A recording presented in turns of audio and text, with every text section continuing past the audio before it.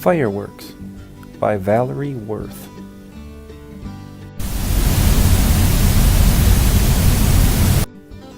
First a far thud, then a rocket climbs the air, a dull red flare to hang, a moment, invisible. Before its shut black shell cracks and claps against the ears, breaks and billows into bloom, spilling down clear green sparks, gold spears, silent sliding silver waterfalls and stars. I will now do an analysis of the poem Fireworks by Valerie Worth. This poem was a personal selection. I chose it myself, and I found it in the Being a Writer Handbook. This poem used the literary techniques of onomatopoeia, like cracks, claps, and thud. It used personification to talk about the firework climbing and hanging. It used alliteration in words like shut and shell, and also had some rhyming words like ears and gold spears. I believe that the author's tone, the poet's tone of Fireworks is celebratory, because it sounds like she's celebrating how neat a firework is. This poem tells the story of one firework.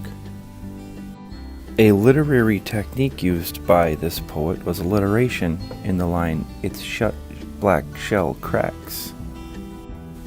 This poem was not written in a series of stanzas.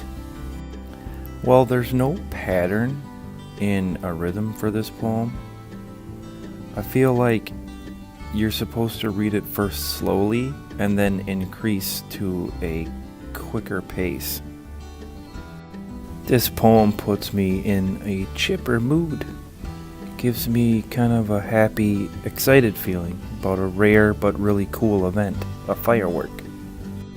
I think the poet is hoping that I come away from this poem valuing fireworks and how cool they are. A key line in this poem is breaks and billows into bloom, because this is the moment when the firework explodes into all of its light.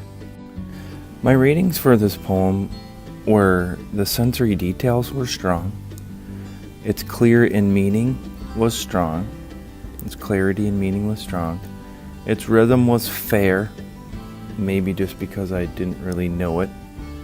My personal connection is very strong with this poem, and overall, I thought this was a strong poem. I really liked the sensory details of this poem.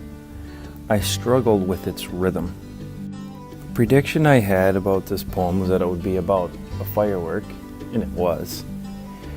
A question I had about this poem was, where was it taking place? And the poet did not help me understand that, but I was allowed to use my imagination. Something new I noticed after I reread the poem was a nice pause between the words invisible and before, which kind of represent the pause before the red flare goes out and the firework explodes.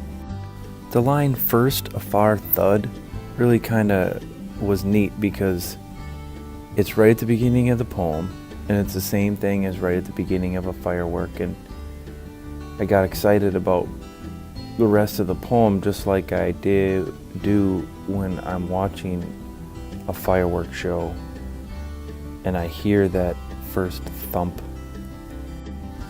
This has been a poetry analysis by Mr. Piney.